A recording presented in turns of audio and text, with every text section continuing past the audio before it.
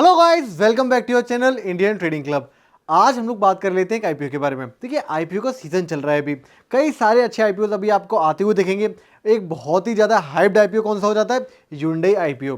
Hyundai भी अपना अभी तक का इंडिया का सबसे बड़ा आईपीओ लाने वाला है, तो हम सब लोग उसका ईगरली वेट कर ही रहे हैं। बट उससे पहले और भी काफी सारे आईपीओ आ रहे हैं, तो आपकी आईपीओ की झोली खाली नहीं रहने वाली है। अगर आपको इन्वेस्ट करना है आईपीओ में, तो डेफिनेटली एक से एक अच्छे मौके आप लोगों को प्रेजेंट हो रहे हैं इंडियन इक्विटी मार्केट्स में। तो आज हम लोग बात करने वाले हैं बंसल वायर्स लिमिटेड आईपीओ के बारे में।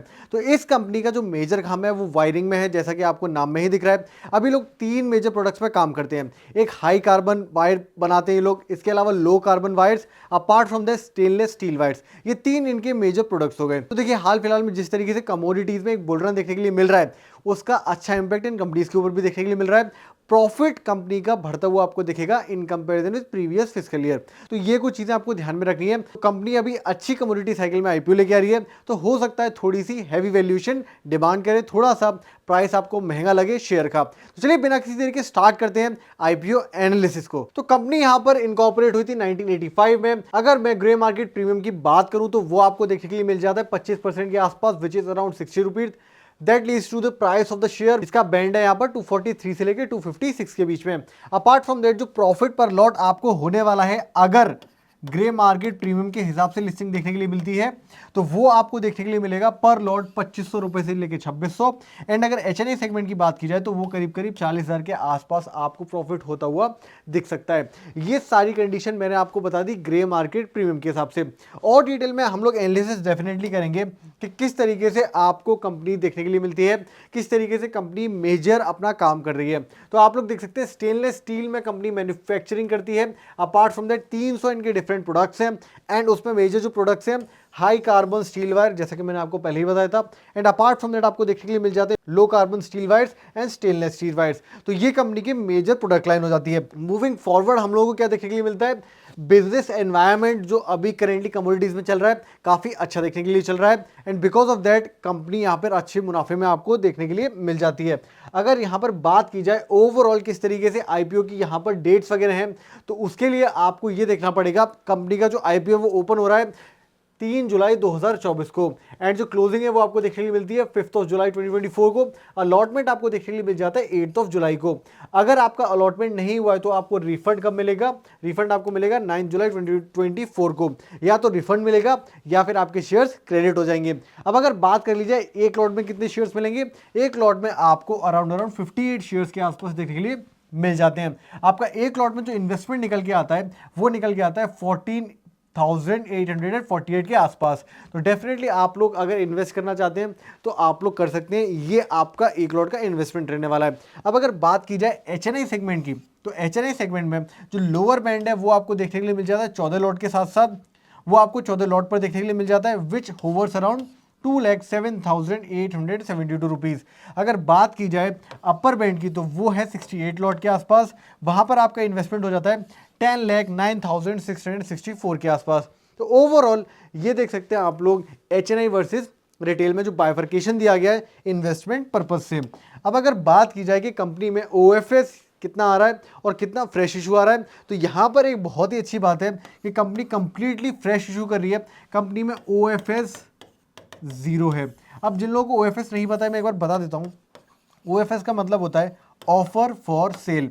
तो कभी भी आईपीओ आता है तो उसमें दो कंपोनेंट रहते हैं, एक ऑफर फॉर सेल, दूसरा फ्रेश इक्विटी को इशू करना।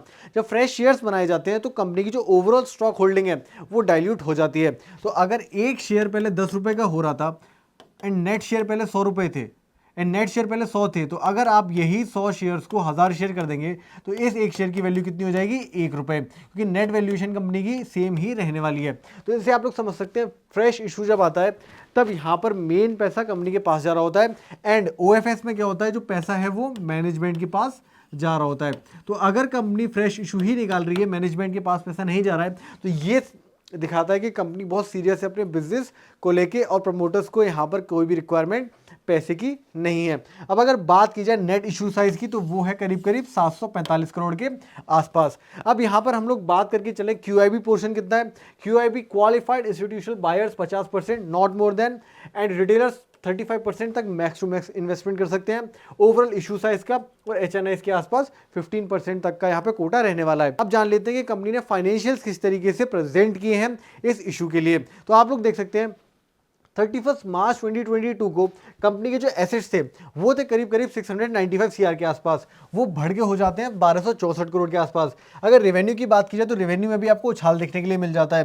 प्रॉफिट आफ्टर टैक्स अगर बात की जाए तो ये काफी स्टैंड आउट होते हुए आपको दिखेगा। जैसा कि मैंने आपको पहले भी बता दिया था, कमोडिटीज के प्राइस इंक्रीज होने की वजह से जो इनके प्रोडक्ट्स हैं वहां से इन्हें अच्छा प्रॉफिट आते हुए दिख रहा है। तो यहाँ पर 78.80 आपको करोड़ प्रॉफिट देखने के लिए मिलता है, which is greater than the previous 2 years. तो ये पॉजिटिव चीज हो जाती है। अगर नेटवर्थ की बात की जाए तो डेफिनेटली कंपनी वहां पर भी ग्रो करते हुए दिख रही है। अगर यहाँ पर रिजर्व्स एंड सरप्लस की बात की जाए तो अगेन वहां पर भी आपको पॉजिटिविटी देखने के लिए मिल रही है। कंपनी स्टेबिलिटी के साथ मूव कर रही है, मार्च कर रही है आगे।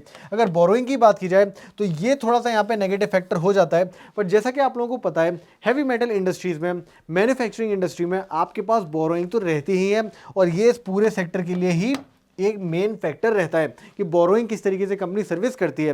तो मोर और लेस कंपनी जो भी पैसे उठा रही है आईपीओ से वो उनकी डेट के लिए, सर्विस के लिए ही जाने वाला है। तो जैसा कि आप लोग देख सकते हैं डेट टू इक्विटी रेशियो थोड़ा सा बढ़ा हुआ आपको देखने के लिए मिल जाता है, अराउंड 1.48। एंड जो बोरोइंग है, जैसे कि मैंने आपको बताया, बोरोइंग को सर्विस करने के लिए कंपनी इस आईपीओ में जो भी पैसा उठा रही है वो जाने वाला है। Apart from that working capital के लिए भी ये लोग यूज करेंगे उस कैपिटल को। तो ओवरऑल आप लोग देख सकते हैं कि कंपनी जो भी पैसा उठा रही है आईपीओ से वो कंपनी की ग्रोथ के लिए यूज होने वाला है। अब यहां पर हम पी रेशियो की बात करें तो ये थोड़ा सा डिसअपॉइंटमेंट है कि पी रेशियो आपको महंगा देखने के लिए मिल रहा है। पी रेशियो कभी भी महंगा सस्ता स्टैंड अलोन बेसिस पे नहीं होता है, हमेशा कंपैरिजन से पता चलता है। पीयर इंडस्ट्री से कंपैरिजन जब हम लोग करते हैं कि किस तरीके से आपका पी रेशियो सिचुएटेड है। तो यहां पर हम लोग देख सकते हैं जो इनके पीयर्स हैं, Raj Ratna as well as DP wires, apart from that Belmutha Indus wires. तो यहां पर आप लोग देख सकते हैं तीनों ही कंपनी के जो पी रेशियोज है वो काफी कम है in comparison with the upcoming IPO of Bansal wires. तो ये एक चीज यहां पे देखने के लिए मिल जाती है कि आपको अगर रिस्क देखना है इस पूरी ओवरऑल लिस्टिंग में तो वो आपको देखने के लिए मिलता है सिर्फ और सिर्फ पी रेशियो की तरफ से। वैल्यूएशंस आपको थोड़ी सी महंगी देखने के लिए मिल जाती हैं। तो guys overall company stably grow कर रही है, वैल्यूएशन थोड़े से महंगे इन लोगों ने मांगे आईपीओ में, ग्रे मार्केट प्रीमियम आपको बढ़ा हुआ दिख रहा है। डेफिनेटली अगर आप लोग इन्वेस्ट करना चाहते हैं इस आईपीओ में, लिस्टिंग इसके लिए आप लोग कर सकते हैं। होल्ड करना या नहीं करना ये तो आपको भी देखना पड़ेगा कंपनी के रेवेन्यूज को देखते हुए। तो गाइस अब फाइनल वर्डिक्ट के ऊपर आ जाते हैं। तो डेफिनेटली कंपनी अच्छी तरीके से ग्रो कर रही है, स्टेबल है। अगर आप लोग इन्वेस्ट करना चाहते हैं तो डेफिनेटली इन्वेस्ट कर सकते हैं इसमें for the listing gains. Long term के लिए भी आप लोग इसमें इन्वेस्ट कर सकते हैं, बट आपको एक चीज ध्यान में रखनी है कि जो भी आप लोग इन्वेस्टमेंट करें अपने फाइनेंशियल एडवाइजर से कंसल्ट करके ही करें, अपनी रिस्क प्रोफाइल देखते ही करें। आज की वीडियो में इतना ही रखते हैं। अगर आपके पास डीमैट अकाउंट नहीं है, फ्री में आपको डीमैट अकाउंट ओपन करने के लिए पिन कमेंट में लिंक मिल जाता है, do open a demat account. Apart from that अगर आप चैनल पर नए हैं तो सब्सक्राइब करिए, like our videos if you find them useful. मिलते हैं नेक्स्ट वीडियो में, तब तक के लिए जय हिंद जय भारत।